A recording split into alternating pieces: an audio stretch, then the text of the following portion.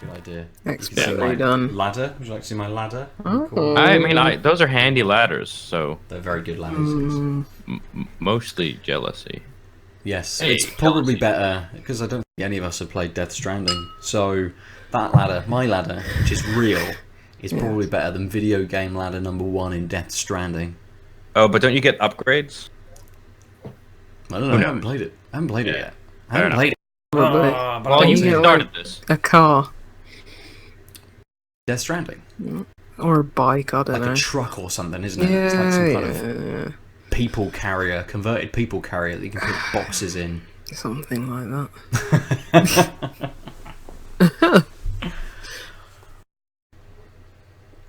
You froze again, Aadil. I was going to just launch straight in, but you froze again, so I don't even know if you were talking or where you were. Or... I saw him give Am I still frozen? Yeah, you're sort of jumping in and out a little bit. You're a bit frozen, you're not a bit frozen. He's absolutely fine for me. It's so weird.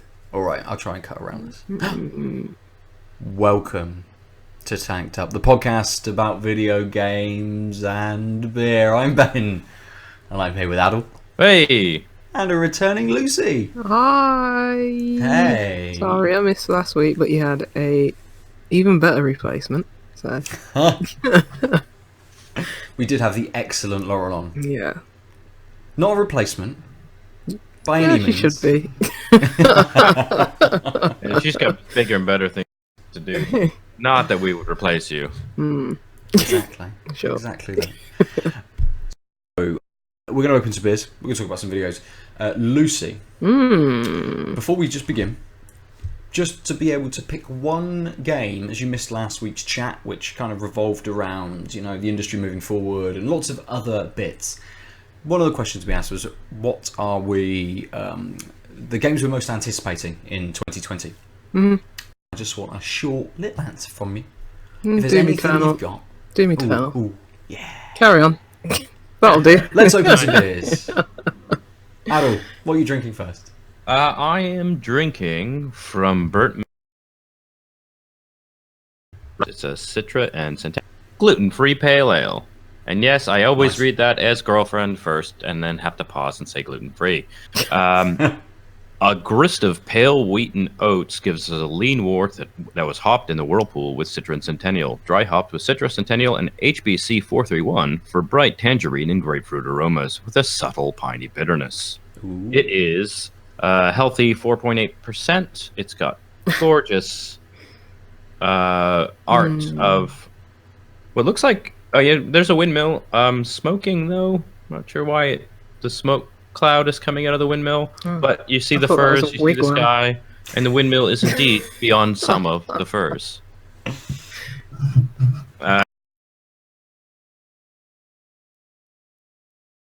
Yeah. My hands got a little shook up on the walk from the bottle shop, apparently. Oh no. Lean back and grab a rag.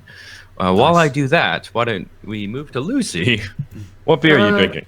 My beer doesn't have the hops, yeast, or malt in it, and it's just water. So just water for me this week. Are you doing...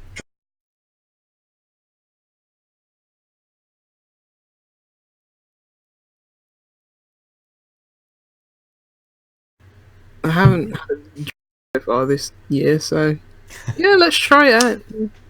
Could do. Why not? We'll see what happens. We'll see if I completely disintegrate.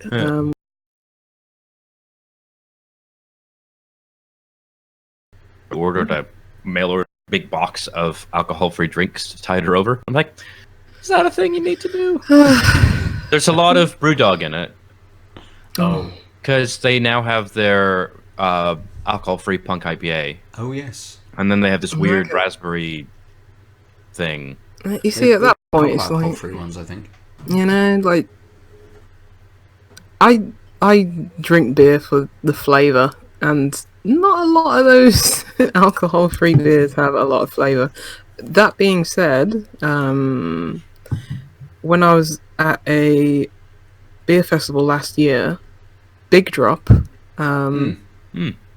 actually do alcohol-free beers, and when I was at the festival, it wasn't because by that point it had probably like 10 pints by that point, but you genuinely couldn't tell that there was no alcohol in it. It still retained those flavors. So I don't know how widely available Big Drop beers are, but I've definitely seen them in bottles and books. Yeah, seen them about a little bit. pick one up and just try it maybe one day, because they still retain that flavor. So maybe in the spirit of dry January, we'll do an episode next week, perhaps, or something. We'll talk about it.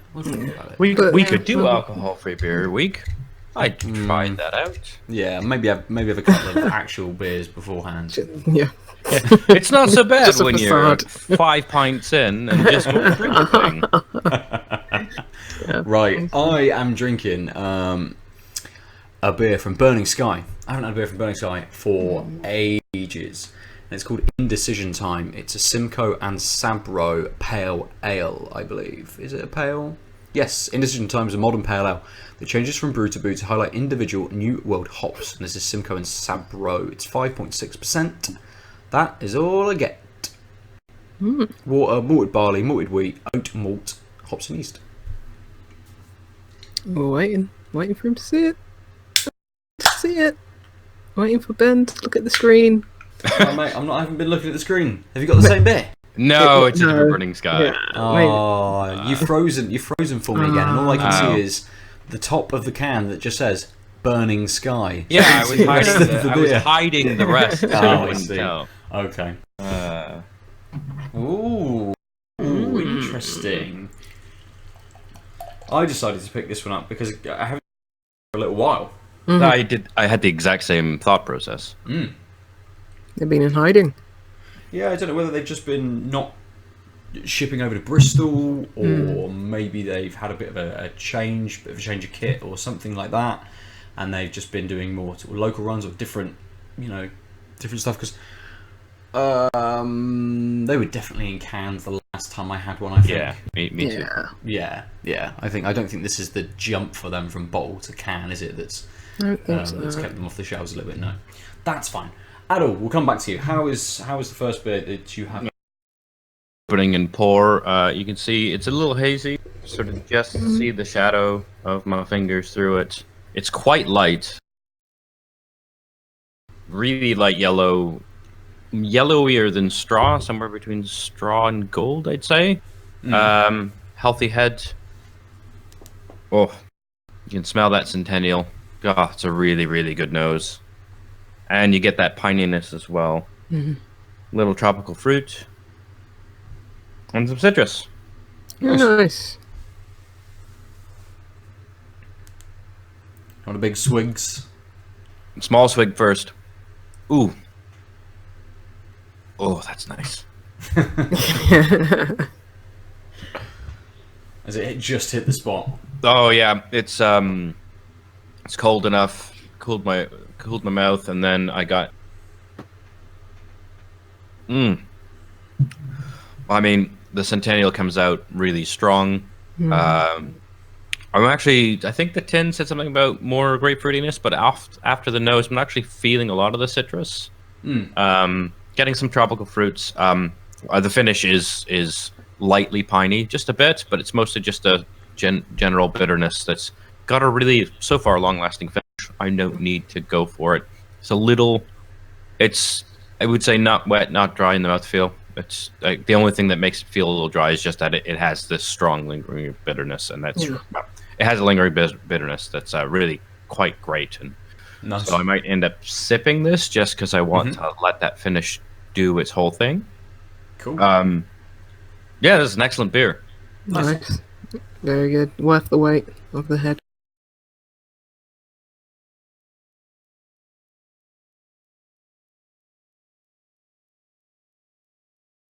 A little hazier than mine. Or is that Sorry. just a light? Everyone exploded just a moment ago. I think it's just my light. I think my light is. It's my light.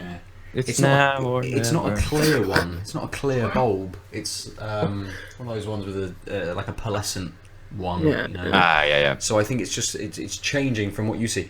You're seeing something that's very, very sort of yellowy in colour, and actually it's a little more orange than that. But it is kind of it's pretty hazy. You can't see much sort of behind it really, much through it. It's had a little head which has dissipated quite a lot. It's not sort of sticking around, but it laces quite nicely on the glass. In the nose, it's very, very light nose. But you do get, I think, the Sabro kicking in a little bit more than the Simcoe. Getting a little bit of that coconutty, stone fruity flavour coming up through the nose. But again, it's very, very light. But in the taste, it matches that nose really well. And oh, good. It kind of comes straight in with all of the flavour. So you're getting a little bit of stone fruits. You're getting a little bit of kind of coconut in there. The coconut builds as the flavour goes on. So you're getting a little bit more sweetness as that flavour. This very light bitterness kicks in. Just to sort of, as this sweetness is sort of sweeping up, this bitterness kicks in just to level everything back out again quite nicely. So you have this nice pleasant sort of first sip, a little bit of lift from the sweetness, and then it levels out quite nicely with this relatively weak bitterness. I say weak, it's not sort of like blowing my head off with bitterness or anything like that, but it is how to describe it? It is quite a harsh bitterness. Right. So I say you know when, but only some people will know when. You know when you haven't had a cigarette for ages and you have a big toke, and it just gives you that slight harsh burn. And then you get used to it after a couple. This has just that, that slight harshness to it that maybe my palate isn't used to, that little lift of bitterness. And I don't know whether it's me thinking, I haven't had something this bitter for a little while, so actually I'm thinking that it's maybe a little bit harsher than it is. Or whether the beer actually does have just that little bit of sort of almost sort of smokiness to its bitterness in there, which just gives it that slight, you can feel it in your throat rather than kind of in your mouth with that harshness on the bitterness. But it works very well. And lifting up from those fruit notes, that coconut and that sweetness, that bitterness, leveling everything out, just bringing it back, just work very well. So it's very, very easy. Yeah. So despite it being a harsh bitterness, as you say, it is balanced well, and it sort of complements it rather than contrasts it completely. Yeah, absolutely, absolutely. It does. It makes that flavour curve work really well. That's good. And I think it's because it's a little harsher. I'm maybe not quite reaching as much to kind of replenish myself. It's actually, it just sort of sits there quite nicely. I don't need to get rid of that harshness. It's not like super, super bad, super, super bitter. It's just a very light,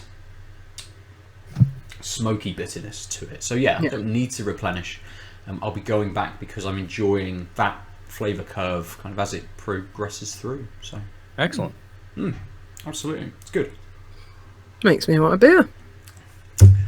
Well, Nah. maybe tomorrow. Nah, I'm fine. Maybe the 1st of February. Whenever. Yeah. Whenever. But we might find some beers. Six If we Nations do, starts, so that's a good shout. Yeah, that and a beer. if we do have a alcohol-free beer I wouldn't episode- recommend it. But I mean, when was the last time either of you had an alcohol-free beer? ages ago. Because, I mean, Well, I've never drank a whole one. I don't think I have. I don't think I've ever drank a whole one. I've had the nanny state. Yeah, that was disgusting. I had my housemate. She cracked open one of the BrewDog raspberry things, and she's like, "I hate these. Do you want it?" I mean, I was gonna get some water, so I guess I'll have whatever the fuck this is. No, just I mean, stick with the water. because it was a raspberry thing and it wasn't actual beer. Like I was just like, well, this is just like a pop. Yeah. But I've heard from multiple people that the BrewDog Punk IPA AF, which I will read as fuck, which is ironic. Which Is that the not what it alcohol-free- started? Oh yeah, it would Right? start all free. Yeah. Thanks. Punk IPA AF. Apparently, people who have done this before for various reasons like it. Okay. So I would be willing to try it. I'd try it, but I wouldn't. I'd just rather not have anything. You know? Like, I've only drank water and green tea for the last 2 weeks because that's all I drink. If it's not beer, it's water. So Oh yeah, no coffee. I'm happy. Yeah, I don't drink coffee. I don't really drink tea. I've started drinking green tea. But that's it. You should try white tea. It's What's even that? more light and nuanced than green tea. Anyway, Give some that's we're not Oh, potted dear. up. Let's move into I might have games. one of these. Oh, what's that? What's that? A hot Chai. chocolate. No, No, it's chai the tea. tea bag. Chai tea. Chai tea. Good. Games. Otherwise known as Video TT. games. Yeah, tea. It's like naan bread. Yeah, it's just naan. Naan means bread. Yeah. I'm gonna have Anyway. a glass of TT. My meal with a My side of bread. Colonialism is ground. So, There you go. Lucy, we're going to start off with you this Yeah. week. I played a game. I've been playing several games actually. It turns out when you're not at work, you get time to play games and enjoy yourself. Nice. Do you? Yeah, well, you'll find out soon enough, Aadil. Yeah. You'll get back into the Maybe. swing of things, and then you'll just play. You'll play everything. No, I'll probably. I'll just play Hexcel's Infinite. Just finish a puzzle, hit random. This is a puzzle, hit random. Finish a puzzle, hit random. But yeah, I'm just after the shackles of 2019 came off, and after me playing games that I wasn't necessarily enjoying, just to try and get through them. Yeah, I'll just be clearing some things from the backlog, like After Party, Neocab, Neocab. Eliza. That was pretty good. But Oh, how's Eliza? it's all right. I enjoyed it. Yeah. It turns out when you're not reading all day on a computer screen for work, you actually like visual novels, and you Yeah. start playing more of those. But yeah, it's good. It's good. I really enjoyed Neocab, and After Party was pretty good. Played Mini Motorways finally. That was All right, yeah. really good. My friend Pedro as well. Oh, yeah. Oh yeah. Did you finish it? Yeah, I bought it on Switch, but the Switch is so tiny. It's not the ideal platform to play it on, seeing as your hands are doing weird button combinations and everything. So Did you consider docking it? no, this was before my docking days last year, and I played it on Game Pass, which just much better with the Xbox controller. I just finished it in one sitting. It's fun. Really? Nice. Oh really? It's So not that about long then. 3 hours. something like okay. that, so yeah. But the game I want to go in more depth about today is a game that is coming out, or came out on Thursday. We're recording this before the embargo's lifted, but it'll be gone by the time you're hearing this. Yes. It is called Super Crush KO, and I had not heard of this game prior to a few weeks ago. Yeah, but it is made by the same people, Vertex Pop, who made Graceful Explosion Machine, who early Switch adopters will probably be knowledgeable of, because, you know, in the dark days of the Switch launch, there wasn't much to play other than like Zelda and Super Bomberman R. So that existed. yeah. But Graceful Explosion Machine is like a bullet hell 2D bullet hell game, where side scroller rather than vertical, where you're this little tiny ship and all these, you know, enemies with missiles and projectiles are coming at you, and you have to clear the screen. This is, you can see a lot of the DNA of that in Super Crush KO, because same, it's a 2D side scroller, except it's more of a, you're playing as an actual human being. So it's sort of like a 2D. Oh, I wouldn't say beat 'em up. You're Well, yeah, it's a beat 'em up. It's like a 2D. It's sort of like Streets of Rage, except it's not exactly on like a up and down. You're not moving up and down on the plane. Yeah, you're just going from side to side, and but yeah, you are just transitioning between one screen and, you know, a whole load of enemies flood onto the screen. Clear those out and then move on to transition onto the next screen. So it's kind of like that, and it still retains those bullet hell sensibilities, where it is like a lot of these enemies do have projectiles. They have their certain moves and attacks that you can't interrupt, or you have to dodge out of the way of. Just like Graceful Explosion Machine, which I'm just going to call GM because it's much quicker. Yep. Just like GM. By Bath Ales. Yeah, you're given like, it just opens up and you're given all of the tool set within like almost the tutorial level, and like maybe 1 or 2 levels after that. In total, there's about 20 levels. So like right off the bat, you're given like all your attacks. You can dodge. You can as soon as you know, have enough combos and stuff like that, you can fill up this super meter, and you can just do this really powerful laser beam out of your gun. You can. It's sort of like Guacameele's combat system, where you can do all these combos and you can launch and then juggle all these enemies in the air. If you know, launch one enemy into another and get them into like a cluster, you can just, you know, attack all those enemies and just, you know, just wail on them and just knock them all out in, you know, the same combo. And it's very much score based, in the sense that you're playing these levels really to get like an S rank. Okay. Right.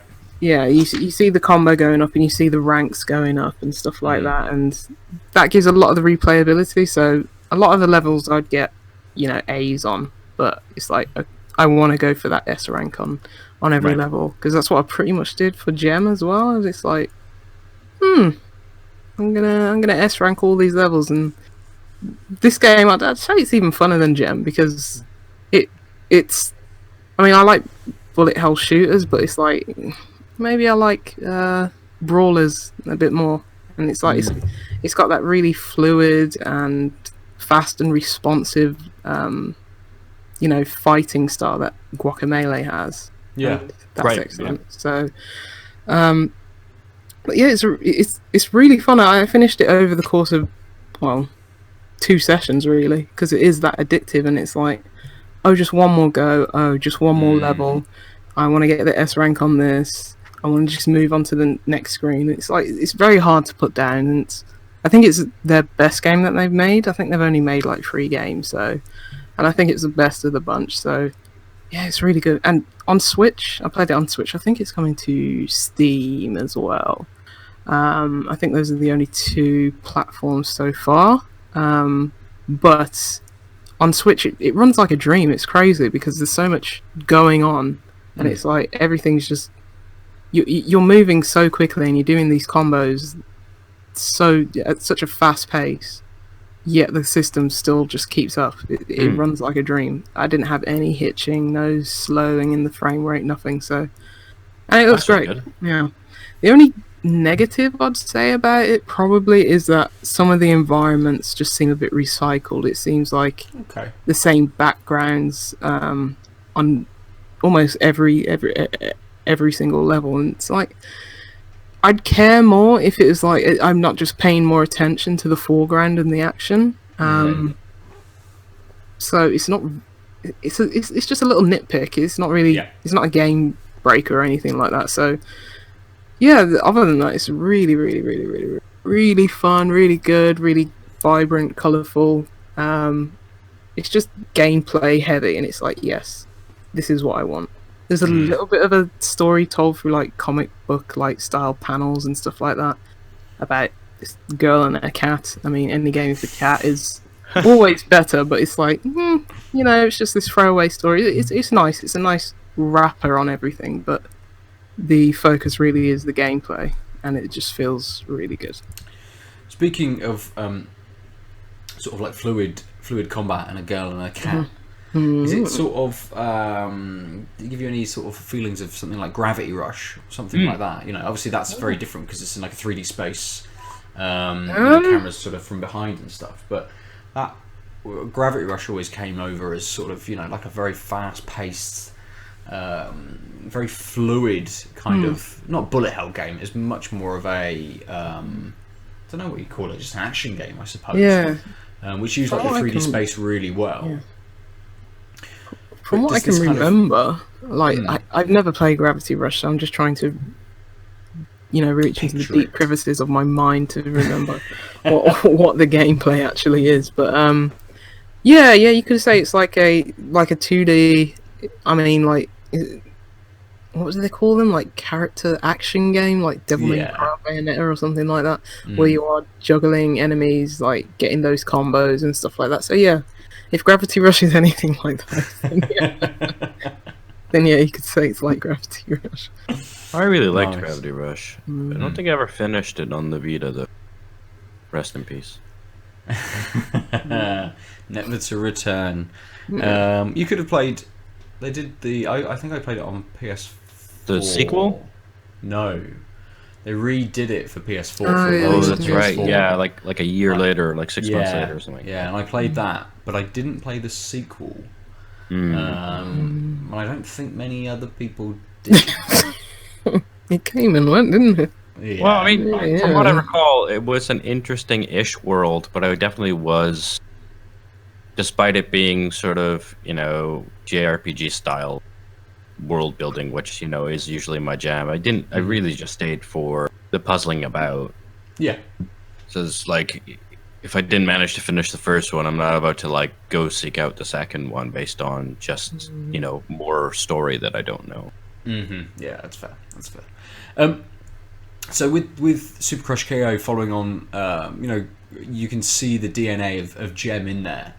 Where can you see this developer kind of going next? Do you think that they'll try and stick to this style of game? Because we've seen developers, people like Housemarque and stuff, have now moved away from this kind of arcadey style, bullet hell kind of games because they just kind of weren't selling.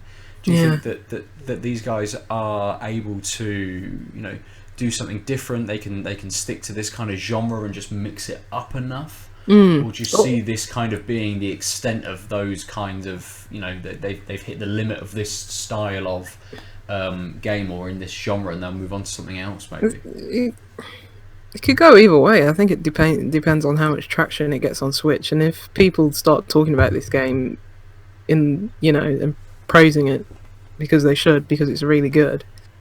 If it gets enough eyes on it and they sell well enough, like if this becomes like not exactly a goose game because nothing's gonna come close to that, but if this does well and it charts in the top 10 in Switch for maybe a couple of weeks or something like that, because I'm sure Gem probably did pretty well because that was a game also that I hadn't heard of prior to its release, and it wasn't just because there was nothing back on the eShop back in those days, which is crazy to think considering the amount of crappy shovelware that comes on it on a daily basis.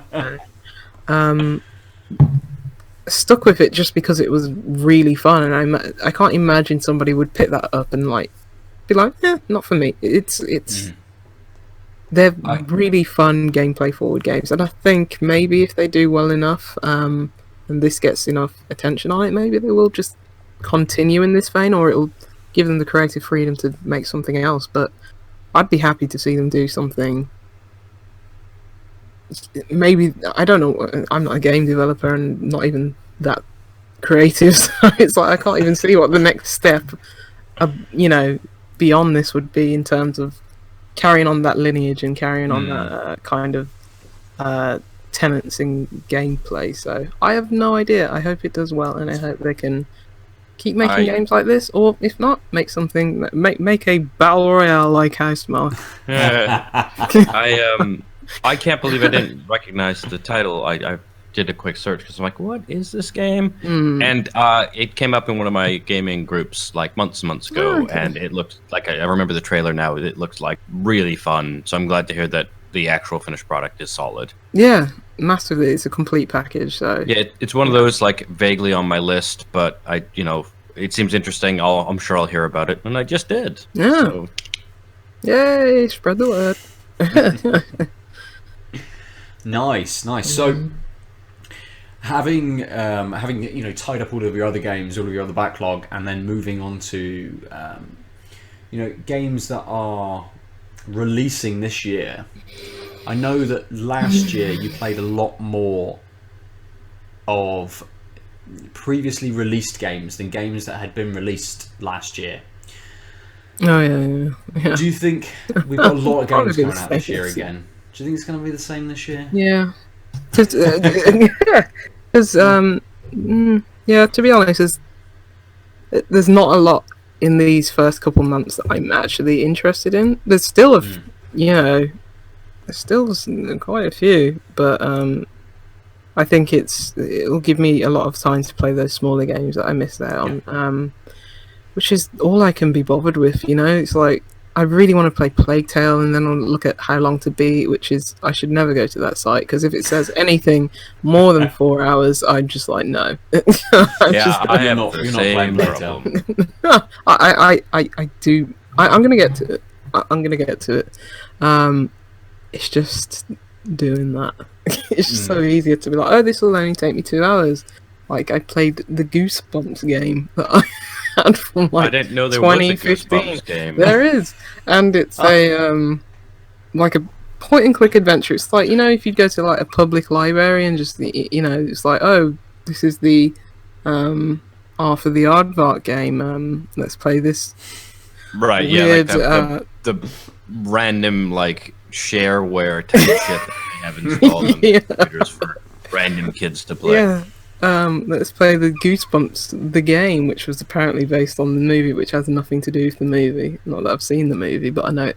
Jack Black, was he in that? Well, it's not. I didn't know there was a Goosebumps movie. There was like 5 years ago, I think. I don't know, but anyway, I mean, just it wanted has a a point 9 and out click of 10 adventure. on Steam.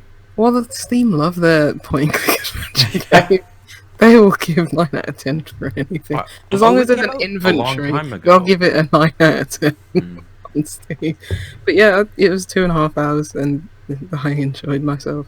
What I didn't expect was that it was actually made by Way Forward. So I was like, okay. Yeah.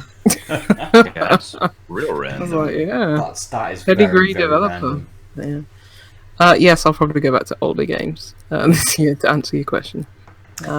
That's my plan.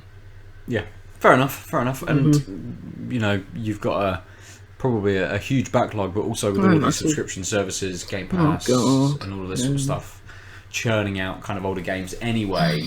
It's not like you would ever need to really purchase a new game ever again. No, you're absolutely right. From now to the day I die, I probably still wouldn't get through the backlog that I have. If I played a game don't even get me started. Yeah, Aadil, you need to be Methuselah. And I have to wait for years or the something. the singularity. Yeah. Then you'll have all the time. You can play everything all at once, all at the same time, and you'll be fine. Experience everything in one hit. Yeah. Fry your brain. Can you imagine like just having the entirety of the experience of a game all at once? I'd love to do that now and then. I'd love just to because I really want to play BioShock. It's something that I've regretted not playing for a long time, and I wish I could just plug a cable into my brain and just download everything and just be like, oh, that was that game, that was that experience. Still have the experience of playing the game rather than just watching all the clips on YouTube or something like that, or even just knowing the story and everything like that. Because I don't actually want to play that game. You know, Bioshock Infinite is the only one I've played out of that series, and Well, the game brings me I have an incredibly esoteric segue oh, into one of my small topics. okay. Ah, So, do you know why WayForward Technologies is called that? No. It is a reference to the name of the fictional technology software development firm in Douglas Adams' holy shit, Dirk Gently's Holistic Detective Agency. Right. Okay. The guy who dies at the beginning of that film, that is sort of the thing that has to be solved, is Gordon Way. He called it WayForward Technologies. They may name this after them. They're after this. But what's interesting is another Douglas Adams property is associated with computer game companies, namely the Hitchhiker's Guide to the Galaxy Infocom game. What's interesting about the Infocom games is we're talking about like all the Zork games, the Hitchhiker's Guide text game. They've all been like retrofitted to other technologies. But the initial programming language was ZIL, Zork Interactive Language, and that's been the source code to all these Infocom games has been lost to the annals of history. People have just used working copies to figure out how to code their own version. So like, what are the keywords on like look around? Get all the text out of these things and then code them themselves. But there's a software historian uploaded on GitHub the original Zork source code and and a bunch of other Infocom games, including Hitchhiker's Guide.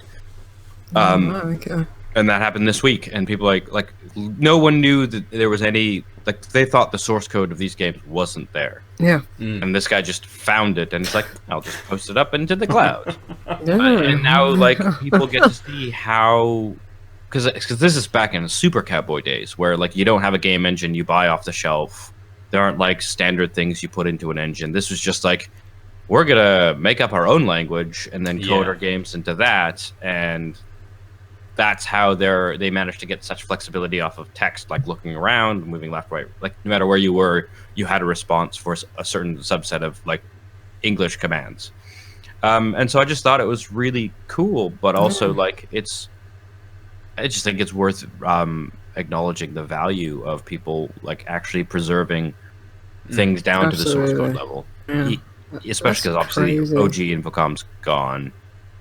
That's So it's not like you have to worry about copyright stuff. But just randomly, just uploaded it. It's like that, like a few years ago when it was like that person had, the Nintendo, Sony, Like the console. the prototype. And they're just like, my uncle had this. Here you go, here's pictures. And it's like, My uncle from Nintendo. and it's like, hello, where have you been? And that's God knows how many. Even if you're not, know nothing about games, surely you're like, oh, look at this. I don't know, but it's crazy how these There things must be just. loads of people who are sort of sat on like little treasure troves. They've got a copy of something that just no one else has anymore, or they've put a box in the loft, like a little one of those, what were they, N-Gage mobile phone gaming things. It was just like called that, the N-Gage. which people just came and went, and Ouya. Someone will probably still have an Ouya. Yeah. I think a lot of somewhere. people have an N-Gage in New Year at this point. Give it 30 years, then maybe nobody. But Yeah.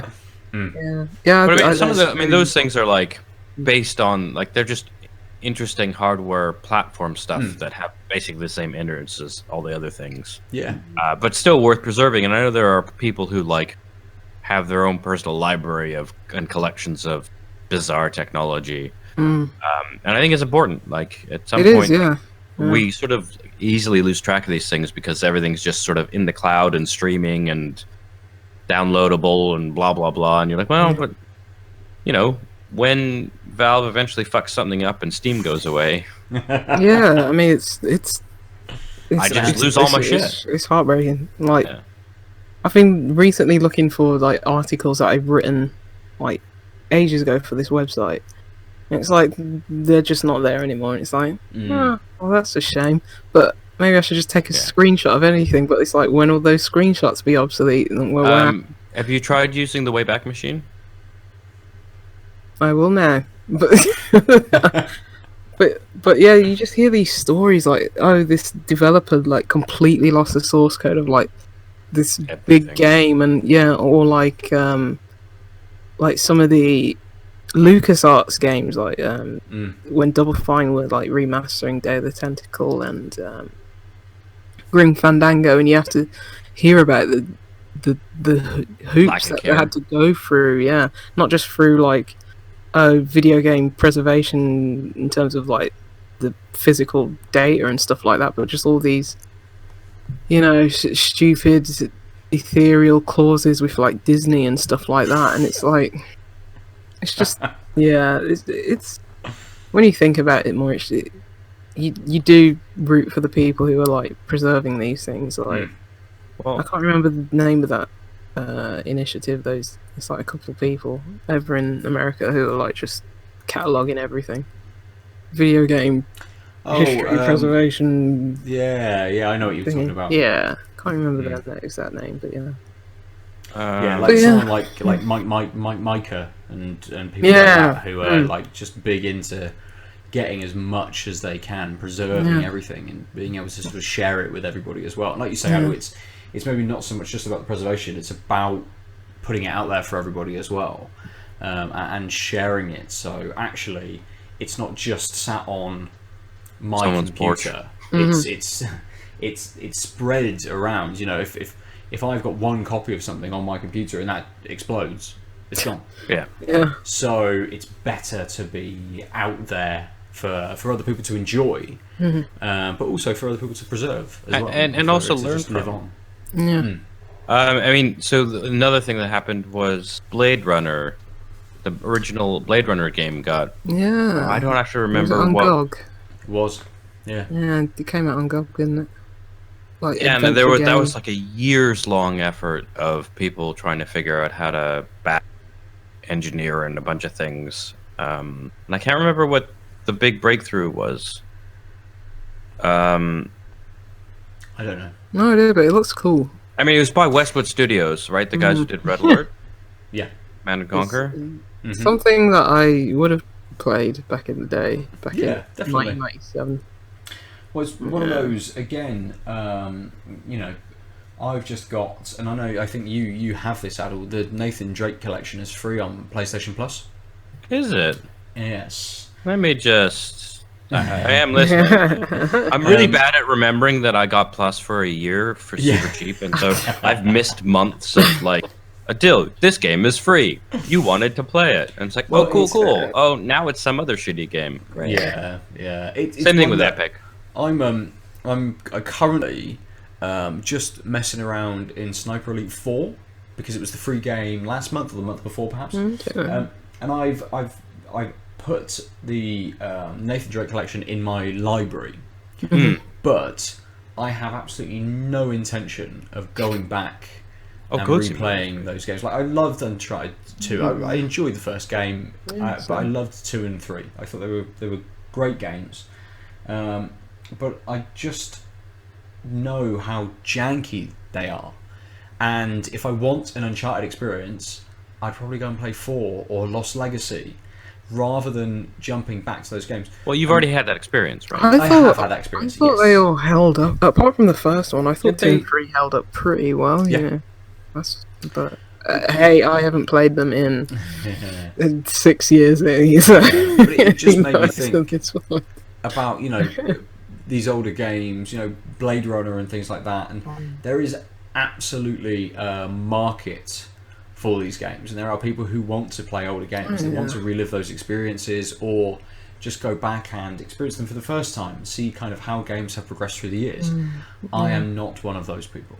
Let me play Lego Rock Raiders.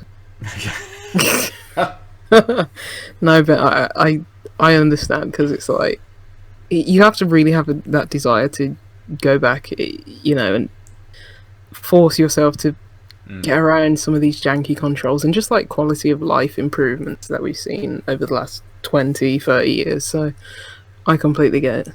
Yeah. But you could just go back and play Mario 3, which is still a masterpiece. Because I did that the other day. Oh fuck! I might do that after I forgot that I have that on my Switch. Online. Yeah, I was just like, you know what? I was watching an AGDQ. They did a race. Yeah, I saw that. Like, you know what? I didn't see that. I saw they did a race. I didn't actually see the win. It's like, I'm gonna play some Mario 3, and it's the best game I've played this year. Sound like Number Donkey. one spot already, straight up there. Right, should we crack another beer? Sure. Aadil, what have you got? A Burning Sky. Mate, Burning this is where Sky. you double bluff me. Yeah, I was just holding a can up. No, the Burning Sky Robust Porter. You've been into your porters lately, haven't you? Nah, it's cold out and shite out. True. Robust Porter uses the finest Maris Otter barley and a complex range of roast and crystal malts. Hopped with spicy Sussex-grown target hops, this rich and satisfying beer is sure to fortify you. It is a healthy 5.8% ABV. And it... Well, I mean, it's kind of odd because the art kind of feels very hop pickers. It's very, very similar. Yeah, they clearly have a new graphic designer or artist who's the same, but like yours is like emo punk hipster kids at a party, Lots and of mine is rhinestone. like kind of like immigrants picking hops. You know what I mean? Just like what is this? They're It's not fine, immigrants. right? It's just it doesn't match the name Robust Porter for any. Oh, they're porters of hops, I guess. Possibly, yeah. Oh, I don't know. They're all maybe called Sam, all drawn by Hideo Kojima. Oh god. I don't want to see what his fan art looks like. I really don't. Oh, I still want to play Death Stranding. I really do. It'll be on Plus For like the in memes 2 and years. lols, or because you think it's a good game? Apparently Or just nobody's happen now? helping A bit them of each both. other out in that game anymore. Apparently, I think you're probably better off waiting till it's on Plus when people are actually... You get a nice new influx of people. Yeah, I mean, Everyone that just was my big trolling problem. everybody. Or on As soon as I PC. understood that the shit you build to help each other out degrades, it's like, well, this is a persistent world with a set plot. I don't know if the central conceit of Stranding games is smart. Because like I the first thought it time was a I neat idea. played Journey was real random, which is like, fuck it, I need to play this game. And so there's no one. There's just no one playing. I didn't get the That's a perfect shame. Journey experience. But then when it came out on PS Plus and PS4, I didn't finish the game, but I like played a bit of it, and it was like, oh, I get what everyone was telling me about back when this was Yeah. new. Cool, That's- I get it. And this is like, well, 3 months later, you've either given up on this game and are never coming back, or you played the shit out of it and are done. And so, and given that the rain destroys the world, it's like, cool. So I'll just not. I'll play the Strand game with none of the Strand elements, and I'll play the fucking Resident Evil 2 backpack Tetrising game in 3 dimensions. Did you just compare Death Stranding to Resident Evil 2? No, I said that one of the problems with Inventory RE2 is the management. backpack Yeah, management, but and you then they made an know, entire game nice out of that briefcase. problem. That was 4. That was a 4. Yeah, you're right. Yeah. Sorry, I get It's them all fine. confused. Yeah, they're all You the played same, one really. zombie game, you've played them all, right? They're all the same. They've Isn't all that got how the that same goes? stupid story. Something about the T-virus. Yeah. Anyway. Isn't it changed now? Isn't it like the No, Z virus? you know what? Who isn't it? cares? Who cares? No, it's the T virus, which Lucy's gonna get because that's all she's drinking. Hey. So Wonderful. I'm drinking a collaboration beer from North Brewing Company and Beerbliotek. Ooh, It is a West Coast Ipa? double IPA, Oh my Dipper. God. I want this. 8.5%. It has got barley. The hops are Chinook, Mosaic, and Citra. It has dextrose monohydrate in it and yeast. Okay. I don't know what dextrose monohydrate is. Sounds like a sugar. Yeah. Well, I've never Being seen it on any hydrated other. once. Well, possibly. That's That could be exactly 5 points to what it Lucy. Yeah. Just a guess. I really I like the that, look of that can. Yeah. That That's can nice. art. I want that. I'm just trying to grab it through the screen right now because it look. I love Beerbliotek. They're really. Casma. Asshole. Yeah, and again, same. I've had a beer from North not that long ago, but I haven't had a beer from Beerbliotek for a long time. Yeah. So yes, a week for me of returning to brewers. So That has been a while. It has been, yes. How is your beer? Mine? Oh god, that smell. That is proper roasted coffee notes. It's not too in your face. It's just like, oh, it's doing this. It's doing it well. It's not super pungent, but as soon as you inhale, you're like, There's also almost a slight sweetness on the nose, which I wasn't expecting, which helps balance the like roastedy, malty-ness. I know words. I just choose not to use them well. So I still have that. So the last beer, the Beyond the Furs, is such a long finish. I can still kind of taste it.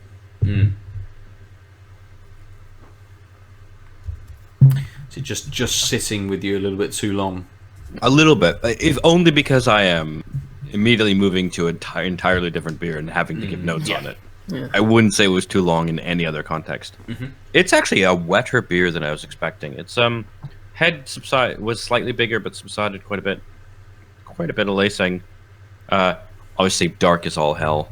Sorry, dark is alcohol free. Dark as alcohol. Oh god, I want to say the as. I can't make the stupid AF joke.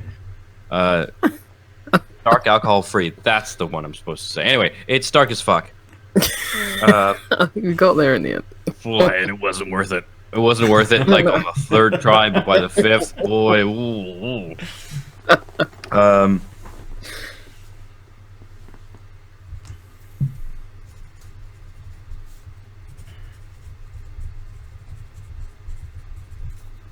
It kind of tastes like it smells. It's kind of very coffee, very roasted. It's actually the maltiness is there right away, and then the whole taste kind of fades quickly, leaving you with a slightly bitter, but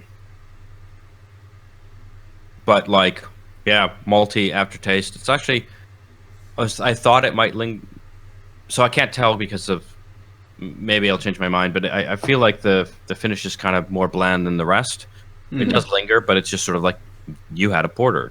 There is a bit of a kick that I can't quite tell what it is. Right, sort of after the main taste comes, there's just something that's kicks in, or I notice after the main hit of the super roasted malty flavor subsides. That's really interesting and it reinvigorates the taste, and then you go to this slightly weaker finish, at least the way my taste buds are dealing with now, and I can't quite tell what that is. It's just like it's like a kick of something that just sort of Licorice? turns the corner. No, it's not like anise or anything. Like I'll have to think about it. It might just be that the transition's really stark for some reason. Like one of the main tastes just disappears, so one of the other tastes comes forward. But I feel like something else going on. It's really tasty. This is the beer I wanted at like 3 when it was fucking pouring rain. I was like, I just want to acknowledge the world, but with beer. Yeah. I want to do that every day. Yeah. Every morning at 9 o'clock. All the way through to... Just pull the blonde. Again, it's 5.8%. That lends itself, I've talked at length in the past few weeks, it gives it that staying power throughout the taste curve that I want. There is a slight sweetness that comes along with it that I think helps with everything else that's going on.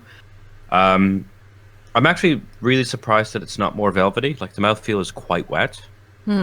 if I didn't look at it and if it wasn't the taste going on, I'd be like, oh, this is like a pale ale. Like, it's really not thick in a way that I kind of expected from a porter that's 5.8%. Not a problem, just was a thing that's unexpected. Is it like watery, or is it?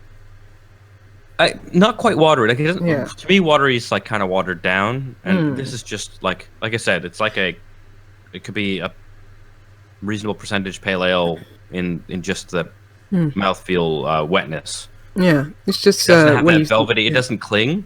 Yeah. To my tongue in the way that a lot of porters do, or and there's nothing wrong with that. It was unexpected. It just feels kind of wetter than I would have expected. No, it was just that in combination of like, you said that the taste kind of dissipates at the end. Just wondering if it felt like a bit watery. Oh, I see. Yeah. In that way, yeah. And again, this is the feeling I would expect from something like I had last week, which was a low percentage porter, because you just think, oh yeah, I just can't hold on to it. So the fact that it's 5.8, which is reasonable, right? Like, and it still does that. But again, the maltiness, so the roasted fades away. The malts are still there and they linger. I've got a nice bitter and malt, longer finish going on. It's just the main taste sort of just happened to disappear really quickly. But it definitely has that staying power that you'd expect from that's good. a real porter. Yeah, it's just an odder curve than I just was unexpecting it. Not unexpecting it. I was not expecting it. That's how words work. Cool. I think I just started my description of this beer mocking my inability of using words, and then ended it with the same thing. At least I put rapper. Yeah. Ben, save me from this. The West Coast Dipper, as you can see, wow, it's clear as fuck. It's probably the clearest beer I have had for a long time. Barely any head on it either. Barley in the head. Doesn't stick around on that glass much at all. Oh god. Yeah, that is fun. Yeah, that is one of the clearest dippers. And as you say, just beers. You show me that. There's no way I would say it's a dipper. That's I thought it was apple juice. No, I mean I wouldn't have. But just by looking From at it, concentrate apple juice. It looks like a TT. Oh, fuck. Yeah. But it's got this nice sort of caramelly kind of nose to it. A little bit of sweetness on the nose. But when I tasted it, it still has that sort of that light caramel kind of touch to it. But it's actually got much more of a sort of like a stewed fruits sort of flavour to it. And that kind of comes in first. And then combined with the kind of that caramel, which or a kind of caramel that almost becomes a bit of a sort of a sickly sweetness when combined with these sort of like these stewed fruits to start off with. It kind of lifts, as the last bit, it lifts in sweetness just a little bit, but actually this kind of, like, not looking at the beer, it feels almost like sticky, like it's kind of just a bit, you kind of want to mouth pucker quite a lot from it, be like why am I chewing this beer? But it definitely feels It's probably the amount of hops that they've put in it to make it expect so clear or something. It feels like an odd combination for the flavours going on. So the stewed fruits, and then this slight sweet, sickly sweet kind of caramel coming off. Like if it had been a bit closer to the nose, which is a little bit more, it's got that caramel note to it, but it's got a little bit of a piney hit to it as well in the nose. If it had been that, I would have loved this beer. But as it is, it's you fucking hate it. Fuck it, down the drain, gone. I don't have a drain in here. I can't dramatically pour it anywhere. Just throw it at the wall. Throw Wipe it it up later. into Aadil's sink. Try and pour it in somewhere. I mean, hand it through. I'll try a sip for you. Yeah. At the moment, I'm not sold on it. Yeah. I think you were already sold on it. Yeah. I don't know whether the 8.5% is just lifting that, that sweetness. Why maybe that's what is kind of putting this off a little bit. But I shall have to drink all of it and So see. Ben, are you saying that it's just not at the right sweet spot? Has it got any bitterness to it? There is, but it's even lighter. You know, it's really light. I would have expected a bigger hit as well from a West Coast IPA, let alone a West Coast double IPA. Yeah. It doesn't have that heft of bitterness to it that I would have that I would associate with this style of beer. You know, the bitterness I was getting off of the Burning Sky, which is a pale ale, is more than I'm getting from this. This kind of just slowly sort of peters out, and I'm kind of I've not got anything making me reach for the glass at the moment. You know, it's not forcing me to do so. It's not inviting me to do so. Have you swirled around the can a bit and see if there's any goodness in the bottom of it? And there's barely anything in there at all. Because the clearness would there's make me think that there's like none of that good old yeast in there. Yeah, right? yeah. I mean, it does say what were the ingredients. It just says yeast. So, I mean, there's some yeast in there. Yeah. But who knows what kind? Who knows where's it coming? Exactly. Oh. Should we move on? Yeah. Should we get back into our topics? I think it's my turn, isn't it? I mean, I have a second small one. I don't know if you want to bookend around you. Yeah. Okay. I've been playing a game which I think a lot of people really liked last year. And you hate Modern Warfare? No, Jedi Fallen Order. Oh, you right. I forgot you you got got the old Xmas.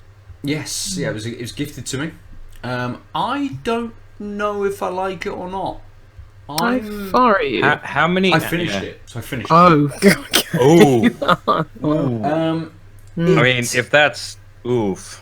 Well, that's an indictment, isn't it? Yes. I mean, and I love Star Wars. I absolutely love Star Wars. Okay, I may have been slightly knocked with the with our date night, Aadil, a few weeks ago, where we went to the cinema to see the new film.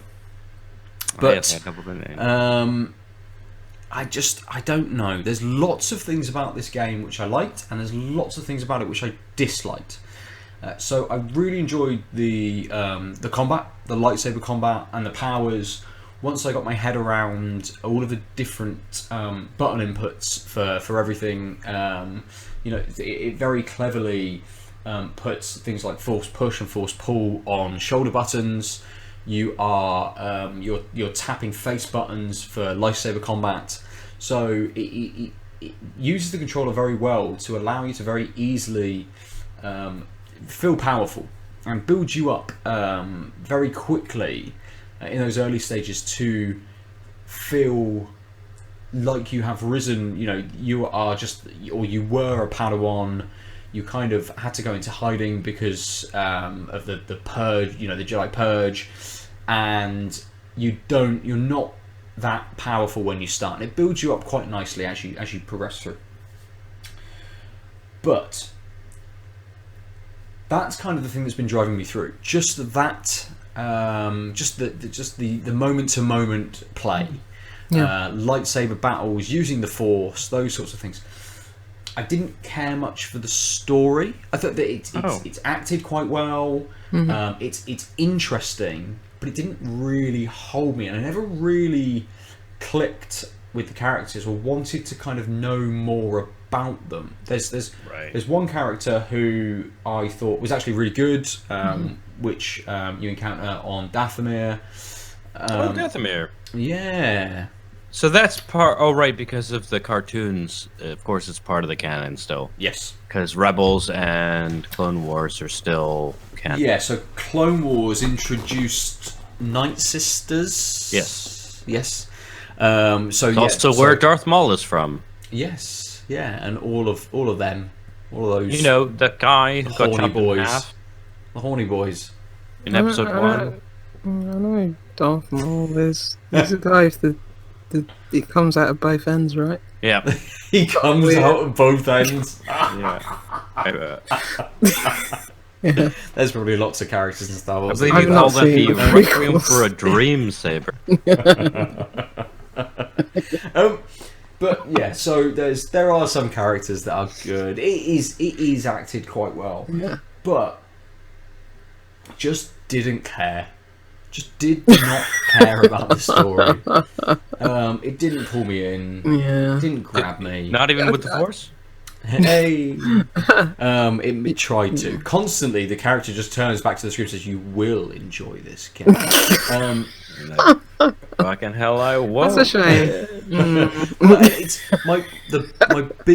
my biggest issue with it Yeah. is that it wants to be a Metroidvania, and it makes it the most labyrinthian, awkward to navigate. Are you talking about Control or Jedi Fallen? No, mate. Control at least had fucking fast travel.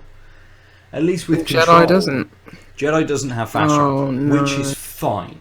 If the traversal's I don't mind fun. it, and exactly, if the traversal is fun, but you're not always encountering the fun platform elements as you're trying to move through things. You know, I might be I'm on a planet, and the quickest way to get from this point over to this point, which is where I want to explore, where I want to go, is to take a lift down into the caves and to walk across a little bit, fight a troll, and then take another lift up to the next side, and then run through some stormtroopers or something, and then I'm there. Right. And it doesn't, like, it feels like they've really tried to consider how they've built these maps and the places that you can go and how you move between spaces, how you get through an area of platforming to then an enemy encounter, the enemies that are coming in at you, how it builds on that, how that levels up, how it challenges you. They've definitely thought about that, but it doesn't have those like quality of life elements to it. So there's no fast travel. Also, Cal, who Is your protagonist. the protagonist, just he seems to have reached his height with the Force, where he can do a load of stuff, but he can't fucking mark on a map anything, or he can't tell his droid to put a marker down, or he can't force sense where an echo is to be able to go and get a little bit more exposition. And I've told everyone time and time again, I love a little bit more exposition in games told through things like pickups, rather than just collect a star for no fucking reason. I like that things give you a little bit of backstory, that they might not even, they tell you someone else's story, and you can chart your way through that and just get little glimpses of what people were doing at various times in this world. I like that. I like the Tomb Raider games. They do that. Yes, they do. The Last of Us did it very well as well. Yeah, incredibly. But this does it well, and I like some of the writing. I like kind of what it gives you, but I just got to get my droid to open up this 3D hollow map, which I think is clever. It fits the style of Star Wars very well, to have this kind of very grainy 3D hollow map that your droid projects. But all it says is I've explored 90% of this space. No, it doesn't. Right. Okay, well, how many things are there for me to go and look at? How many different bits of exposition are there for me to see? And where Control was very easy to navigate around once you... Don't worry, Lucy, you'll get there. If you keep give it another 10 hours, you'll be fine. You'll get there. I finished it. Oh, did you? Yeah. When I was saying one of the games that I wasn't particularly enjoying and forced myself through, Control was that game. That's fair enough. I enjoyed it more towards the end, but I think it'll go down as a Zelda. I'll come to appreciate it over time, but was just insanely frustrated whilst playing it. Don't play Star Wars then. it gives you a similar experience. Gives you a similar experience to Control. It's built in a similar kind of way. You know, this very this map system which you progress through has a sort of a linear kind of path to it, but opens up as you play. Opens up later on. You can return back to places to get things. Yeah. So can I just, from what I understand, the like Metroidvania part of it is that like certain things you can't access on the planet because you don't have the right powers. And one of the things that I heard was a really nice quality of life thing was that the map would be like green, yellow, red for like places you've been, places you can access, places you can't access based on your current power level. But then, I mean, that I think is a really smart move, especially for like, I mean, it's trying to do some Dark Souls stuff, but also trying to be a wide release, open to a bunch of people. I think that's a really great thing to like allow people to have the more interesting combat, but not get stuck because they don't know where the fuck they're going because this isn't a Dark Souls game. But then from what maybe correct me if I'm wrong, but from what I've heard, because I haven't played the game, almost all of those things that you go back to planets for are like bullshit cosmetics. Like there's no reason you need to do the backtracking. Yeah. Oh, is that the I case? find that incredibly frustrating to hear that they made it easier for you to know when you need to go back or where you need to go because you now have Power X, but also you don't need to go there because even though now you can get to a new place, it doesn't fucking matter. Yeah, and I thought, you might get... Wow, because I thought you'd be backtracking because that would progress the story. You'd have to, Occasionally, yes. Right, occasionally it does do that. So you do return back to planets when you have a new power, and that takes you down that critical path. Oh, okay, that's there may be other places on that planet, or other planets, once you've done that, that you can then go to, that then unlock based on the power that you have just got. But on all of those side paths, which may be really awkward to get to, yes, you are getting a different coloured poncho or a different skin for the ship. You're not upgrading your character or anything? Some of that exposition as well. So you're getting some of that exposition. You do also get life and force upgrades. So if you collect 3 of them, your life will go up a little bit, or your force will go up a little bit.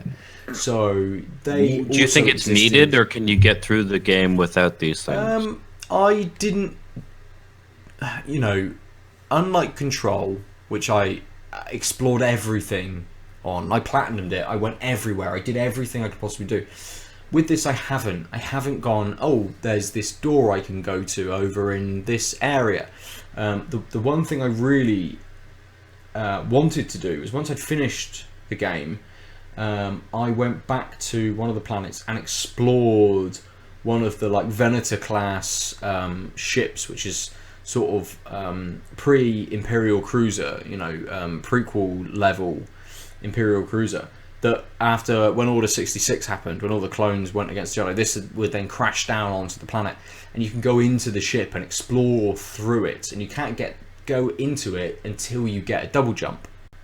Right. And I'm like, right, I actually want to go and see what's in that. I want the exposition. I want to know why this has crashed down onto this planet. Was it the last stand of a Jedi to just crash the fucking ship into the planet? Did it all go wrong? Like, why is this here? Why did this crash down? So I did go back, and it basically gives me one path through the ruins of the ship, and there's a few little bits that you can go off and do, and you get a few encounters and stuff. And then when I got to the end of that, that's where I put the pad down and stopped playing. Right. I thought, that didn't give me enough.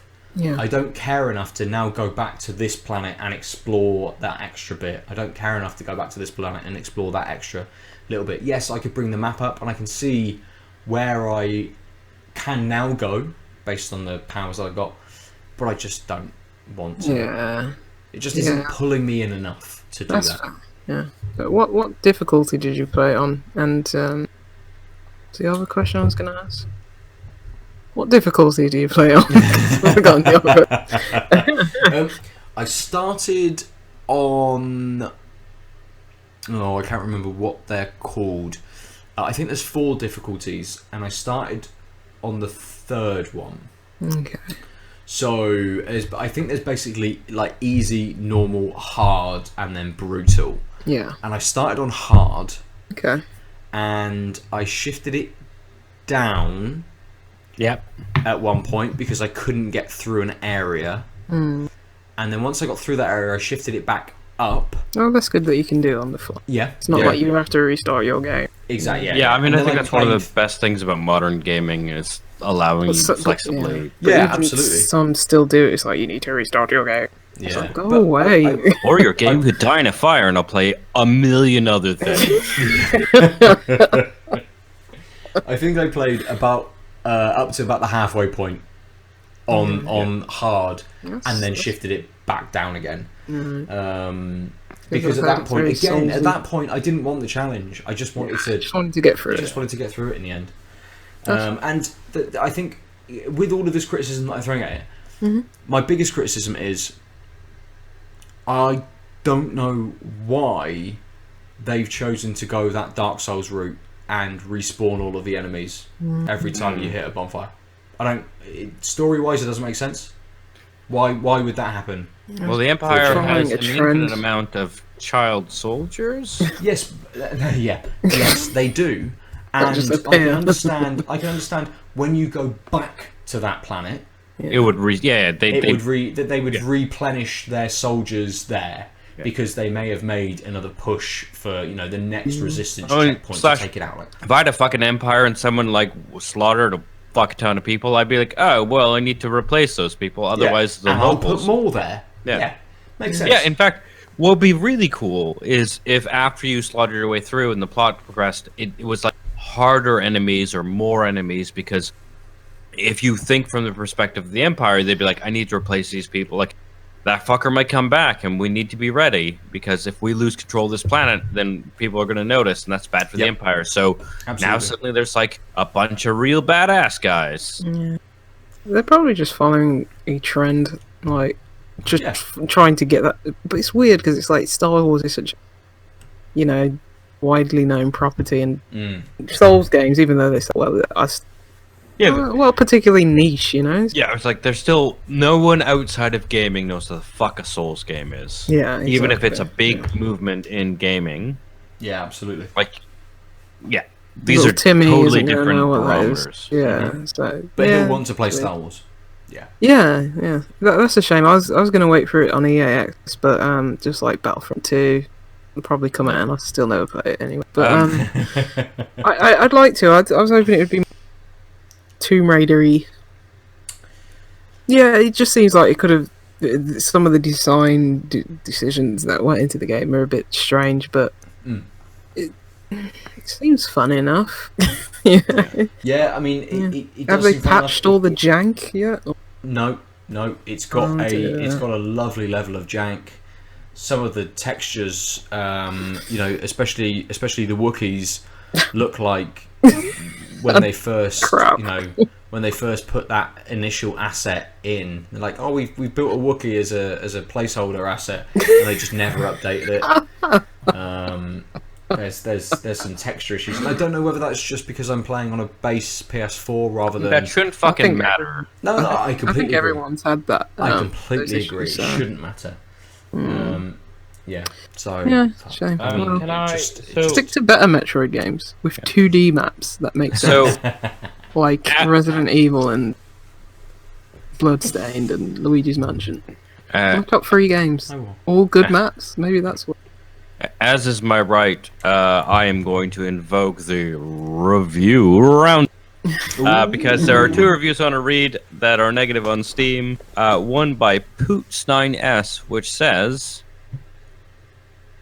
boring. Is that it? That's it. The next one. They played 26.9 hours of this game and had a negative review that was boring. Oh, that kept your attention for 26. Maybe that was. This is Steam, yeah. Maybe it was idle hours. Maybe they were so bored they fell asleep. Turned it on and left it. And then the second one I'll bring up is by Komanasai. Only 5 hours on record, and it says, if you want to play as Ron Weasley flailing a lightsaber at oversized beetles that are no more than capable of slaughtering you while also keeping the mindset that you are rebuilding the Jedi Order, this is for you. To be honest, that character does look a bit dirty. He doesn't look like he has any substance. And that's really what put me off when I first. Basically, almost all the actual Steam reviews were about how it released really broken on PC. So I figured I would just go with those. I really like Poots 9S. I'm gonna have to look into whatever else they've fucking reviewed because that brevity. I bet other games he likes, he's just gonna put fun. Good. Yeah. Oh no, it's gonna be fun. Not boring.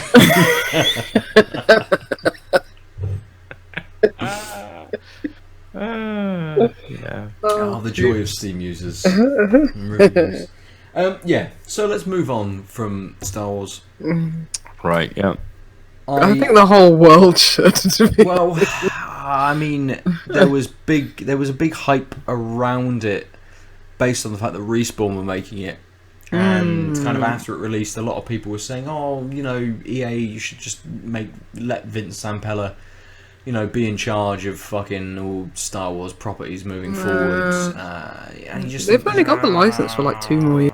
Yeah, I mean, and it's just make Titanfall free, you know, for God's sake. Yeah. Well, when they lose that Star Wars license, yes, Respawn will be back to Titanfall 3, and it would have gone out of people's minds, you know, because it would be 10 years down the line. Everyone go, "Oh yeah, I remember that game. Maybe I'll play this." I mean, the only way they're ever going to not relaunch, but get another Titanfall game is just by continuously developing Apex Legends. You know, within that universe, staying within that universe. You know, as soon as they drop Apex Legends, I think that is that kind of that universe, that franchise is done. Yeah, agreed. Because it was done in Titanfall 2, really. That didn't. Yeah, absolutely. Yeah. It was like the third best. The third best. Yeah, behind Super Hot and Doom. And, yeah, makes sense. Yeah, and Infinite Warfare and Battlefield 1 very good that year also. So that was crazy good year for was that the same year? Yeah. Because it came out between. Oh, it did. Infinite it had the most shitty die. of all release dates. Like, you're why are you doing this? Right? Was it the Rise of the Tomb Raider came out on the same day as like this? Don't forget about that. Metal Gear Solid 5. Yes, sent out to die. Yeah. Slow, painful death. Aadil. Yes. You've got another little topic. I just wanted to let, if people haven't figured out by Friday when this comes out, because, I mean, today. What came out on the same day? I just wanted to comment on the Final Fantasy VII Episode 1 remake being delayed by a month. It was supposed to come out March 3rd, now it's going to come out sometime in April. And luckily, in the spheres of gaming, I expose myself to. Ooh, that sounds bad. That's not what I meant. Oh, regret. It's a thing I have. Everyone's been pretty like good. That means there's no crunch, or like they're acknowledging that you can't get things done, and also, so like, hopefully it just means that they're not being super crunchy. They might be. They just might be behind schedule, but also let's not release a broken game. Hopefully it's a little bit of both. So I thought I would just bring this up as a thing because it's becoming. I mean, so Square's really good. Square does this often. Like they pushed back FF15 as well.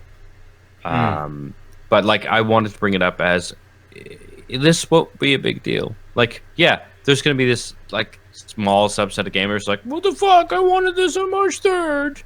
Where? How will Aerith be my waifu now?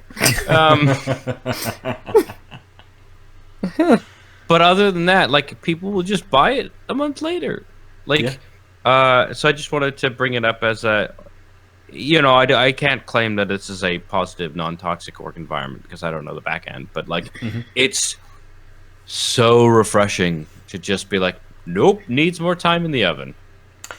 Yeah, absolutely. I mean, I still think it's odd that we're getting we've got so many huge releases coming out in the final year of this current console cycle. We know that the new consoles are coming out at the end of this year for both PlayStation and Xbox, or it's assumed that both of them are. What's the name coming of the out. new Xbox again?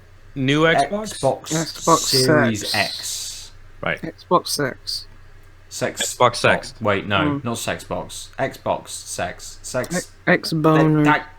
Oh my god! What is Xbox wrong Series- with fucking Microsoft? Don't know. I called the last one the like Xbox One X with 3 capital X's. Wasn't it the triple just happening X? to After us. 360, they should have just 720. free. You know? I mean, 360 was a stupid. Let's actually Yeah. let's face this. 360 was a dumbass fucking They should name. have just called it the Xbox 2. They But, like- painted themselves into this stupid corner. Let's. I'm sure that this is well trodden ground, but still, when you start at a point and you go 360 degrees, you're at the same fucking point. Yep. So the Xbox 360 is really just an Xbox. It's It's not meant even to be a 2. all encompassing. It was a ring It around just it. It was like a spun hula hoop. around for a spell. But the 360 was actually good. So Yeah, I just think the naming was always broken. yeah. I mean, they should have gone with like Xbox 9 o'clock. It was shouldn't they, or something like that. Just 180, 720. To be honest, 360 was a distinct name, but they messed it up really when they went to Xbox. Yeah, 360 is stupid anyway, but it's really stupid going back to Xbox One. That's when Yeah. they really messed up. But that whole thing was a mess, so it surprised was, anybody does it. and you know, they could have just gone with the Xbox A, and then just Okay, had B, A1 C, and D. A2, Xbox B, and then every iteration of that could have just been B2, B3, B4, B5, You know what? Xbox C. It Or doesn't just matter. call it Nobody's the gonna. Y box. The people who are gonna buy it know it's called the Xbox Series X. You know. Yeah.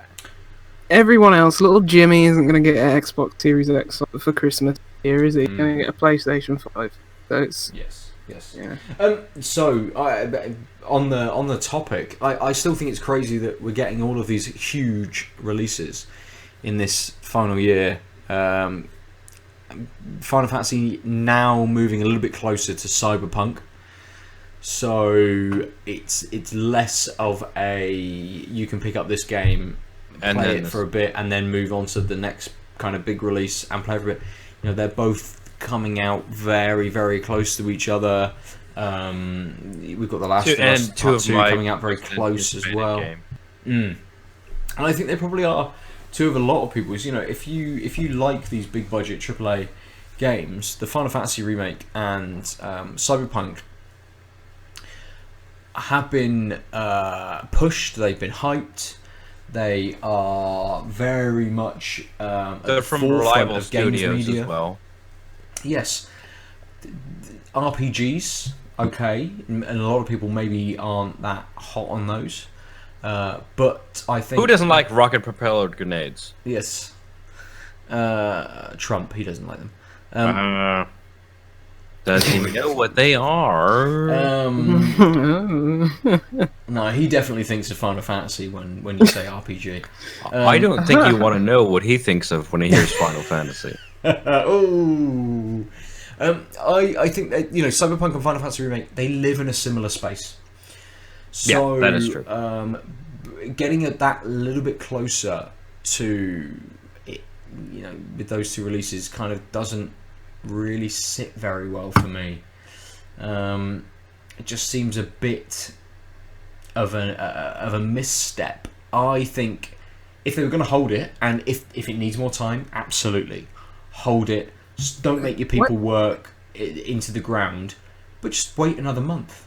Just They've hold probably it. been working into the ground for like 10 years. Yeah, so this more is than why a I'm like, I don't A want month. to call this non-crunch. It might be extended crunch, and that matters, Yeah. right? But Yeah. sorry, when is this coming out? March? It was supposed to be March. was Now March. it's April something. Oh, a month. Yeah, they're pushing back. Okay, on- I thought it would have been pushed back several. Well, you know, a lot of times when games are pushed back, it might be that they only need a week's worth of additional bug fixes and things. Yeah, but I mean, because of the way if that you don't need a the day one games are patch, printed, yeah, right, it's to do with when they can get their code to the factory for the discs to be pressed. Yeah. So if you miss your window, you've then got to wait for the next window to open up to get your disc pressed. And with all of these big releases, because they're not digital only, they can't just be, they can't say, right, code's ready, go. Yeah. They have to wait for that date. So Capcom are in line first to get out Resident Evil 3. They were like, we booked up the factory. Resident 3 as well was super close to these two. So again, another game which kind of, it doesn't quite, but it sort of does live in that same space. And I think there'll be more Resident 3, delays. Final Fantasy and Cyberpunk are 3 games which will have a similar player base, which will be bought by the same people. One of those games is going to miss out. And I think it might be Resi 3. But, as you say, Lucy, more things will be delayed. Yeah. To be honest, everyone's going to be growing apples in Animal Crossing and won't see the light of day, so they will have no interest in playing anything. And I'll have played Doom, hopefully. Hopefully, yes. I'll just see everyone else fall each other, try and vie for the spotlight.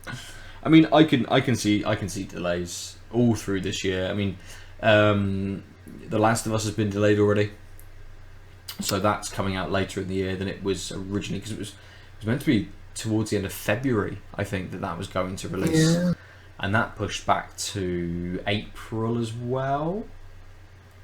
Maybe it's going to be busy. We were saying it's a busy spring, but actually it's like a busy 10 days. Yeah. It's that. What was it last year?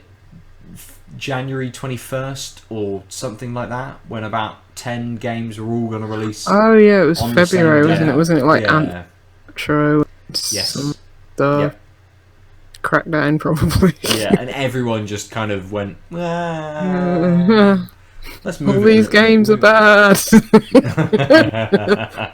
Doesn't matter. I mean, one thing I will say with Cyberpunk is, thanks to the Witcher TV show and it going on Games Pass. Yes. The most concurrent Witcher players, Witcher 3 players, was in December. And I think that's, given that it's such a quality game, like, I think it's shining a new light on Cyberpunk that from people who are more dabblers, because if your first time playing The Witcher 3 was this December 2019, you're obviously not like us, you're not paying attention to how much praise this has gotten year on year, blah blah blah. It's basically me. So, like you and Ben, you mean? Well, no, I mean in the sense of The Witcher. You knew about it years ago, and you chose not to play it then, and you chose not to play it in December. That's the point. Like, the people who chose, like, oh, I'll take a look. Like, you still haven't, right? I picked it up in like 2016, and then it crashed, and I never went back to it. Yeah. So like, you're not in this population because you knew about it. It's not your scene. Okay. Not cool. I'm gonna try it though. I do want to. Now that I'm off work, I want to give it a good go this time. Turn the internet off. Turn your phone off, and just live in your pit for a week. Yeah, live in squalor, and then just switch around. A week? Yeah. Don't you mean like a year? That game's like 100 hours long. You're not allowed to sleep. You're not allowed to eat. Just play it straight. People have died like playing CS:GO for like 72 hours straight. I'm not gonna die playing The Witcher. Oh, I am. So on PlayStation, you can, if you go to like PlayStation.com or something like that, you can log in and it will tell you a lot of your stats from last year. There's no point in doing that. It will tell you. It will tell you how many hours you played. Yeah. But it also, interestingly, tells you how many days you have played, and I mean that might be only for 5 minutes or something, but it will log once you've connected in and you've played a game. Right. And it also told me my longest gaming session. Oh. And so, and a friend put me onto this, and he messaged me. The group chat we've got going on about everyone that kind of enjoys games, and he said, "Oh, I've just done this on the PlayStation. I played for 360 hours in total over the year." And I'm like, okay, that seems like quite a lot. Yeah, so like I did mine, 15 and days. I was at 1,600 hours played in last year. Is that like including like apps though? I don't know. Like, So I don't know. I think it has to. Netflix.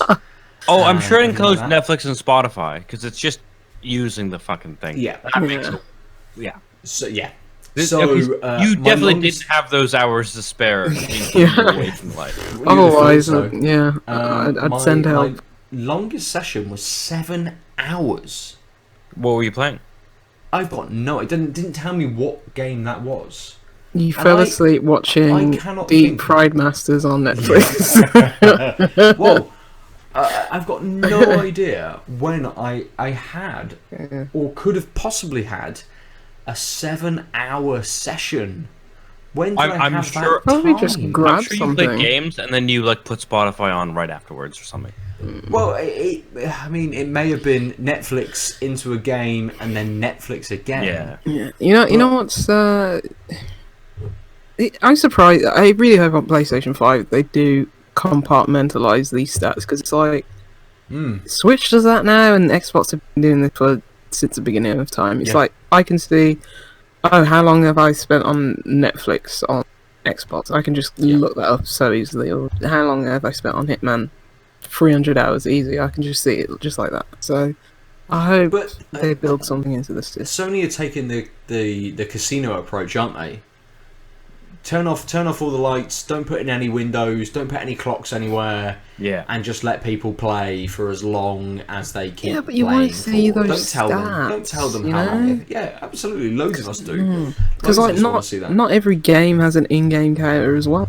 Like, just let me see it from a system level. Well, you say that. At least now, when The Witcher 3 first came out, it had an in-game clock about how long you've been playing for. But it was broken that when you put the PlayStation into suspend mode, it continued to count those hours. Oh. And people over like the first 3 days had played 70 hours of which I definitely haven't played this much of this game. But because you had it in suspend and it still was ticking over. So when someone said, "Oh, I played 120 hours of The Witcher after a week," they hadn't. It just how do you know they hadn't? They might have. You never know. They may have. I'm just besmirching them for no reason. Yeah. I have no proof. These people have. There are many people who have nothing else to do in this world. Just remember that, and I envy them. Oh dear. Right, should we finish there for this week? Yeah, probably. Good. Aadil, you had 2 beers. Yes, I did. Burnt Mill and Burning Sky. 2 Bs. Which B did you prefer? Ben, obviously. Yeah. Tough choice. I really like the robust porter. It's exactly what I was looking for. Yeah. You? Yeah. No. Yeah, good. Just like that. That's your favourite. Yeah. No, it's not. It's the Beyond the First.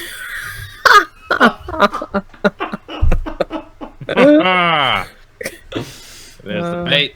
There's the switch. Yeah. So it was a really good porter, but I felt it just didn't do quite enough other things. Like it faded a little quickly. It did what I wanted a porter to do, but while the Burnt Mill Beyond the Furs Pale Ale, it was more interesting, and the interestingness lasted throughout the entire taste curve. So like the Centennial was really forward. I actually thought it'd be more Citra forward, but actually the Citra was kind of. By the end, I was like, oh, actually, I see now. Right at sort of like after the main before, like we're just in the finish after the main taste is gone. I am getting more grapefruity stuff. That's clearly the Citra hops coming into play. But it wasn't like the Citra and Centennial were fighting. In fact, at the point where the Citra was kind of understated. But like at no point was I like, oh yeah, this is what's going on. It's like, oh, now what am I tasting? And I mean, this is just what I like. I like a rich, differentiated taste curve. I also think that while the robust porter was robust, and I really liked the like roastedness of the malts and like the hardiness of the porter.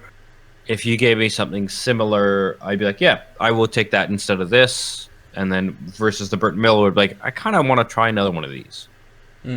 I want to see how much I missed out on that Citra Centennial trade-off because I only noticed it sort of near the end of the pint or the can, and I would definitely go for another one just to be like, okay, so now that I like know that where things are, let me like focus on it.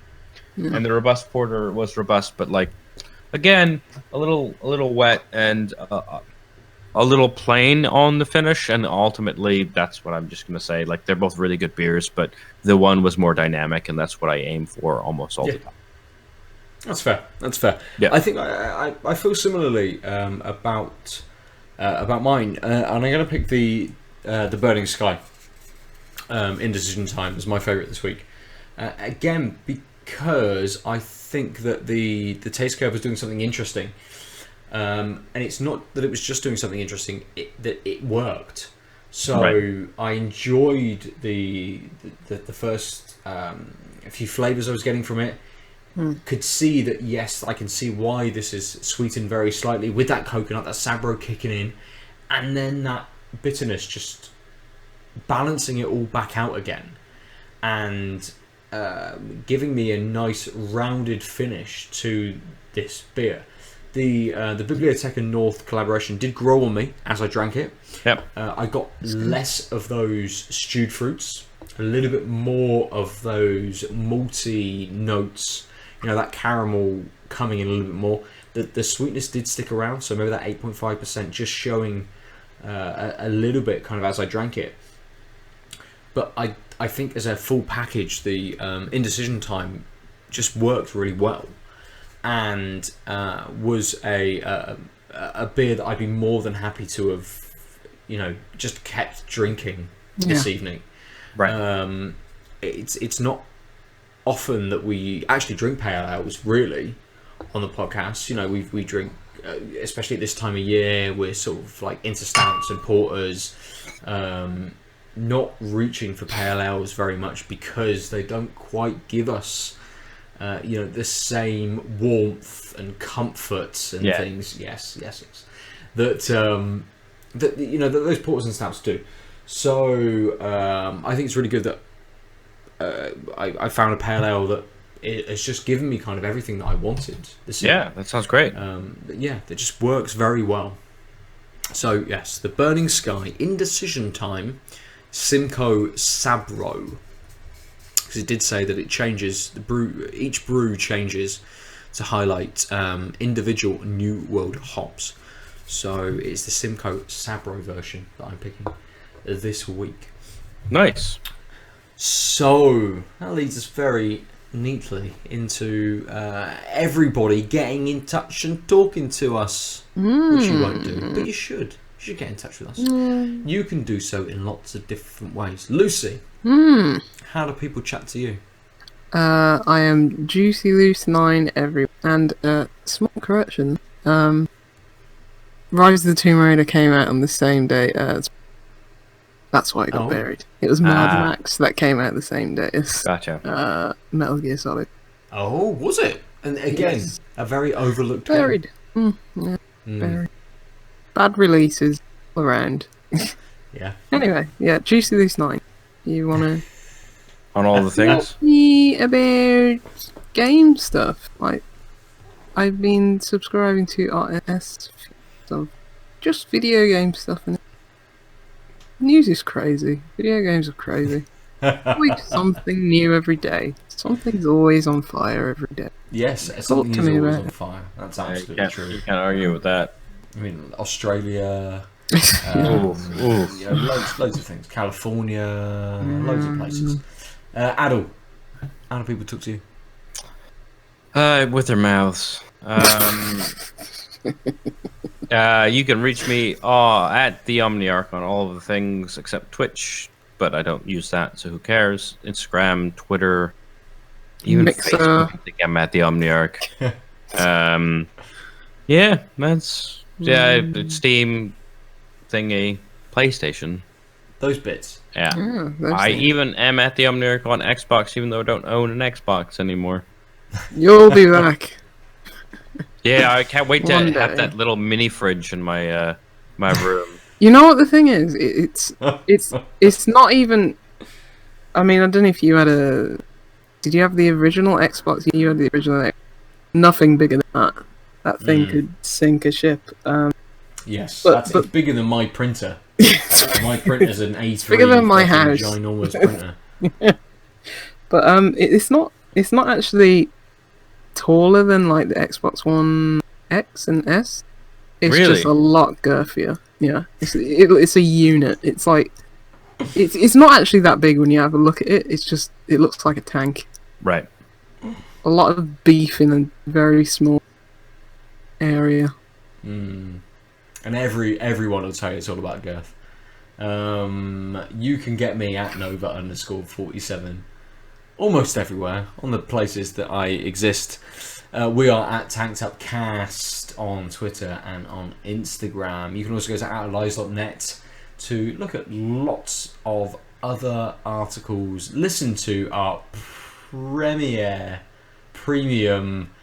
I can't think of another P, podcast, perfect comedy podcast. This next act. Yeah, which next week will be featuring me as the host. Oh my! First time I did stand-up comedy is next week's episode. So if you're interested in hearing me fumble jokes and make people groan with bad puns, even more so than I do now,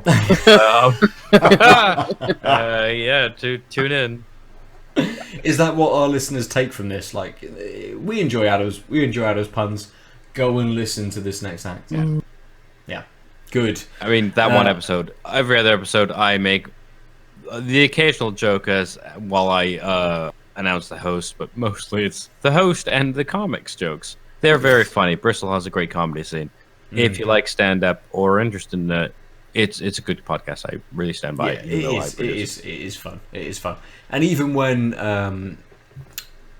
the comedians are a little more visual, whether they bring aids or they're just acting on stage. I think most of them are only HIV positive. I don't think they're actually.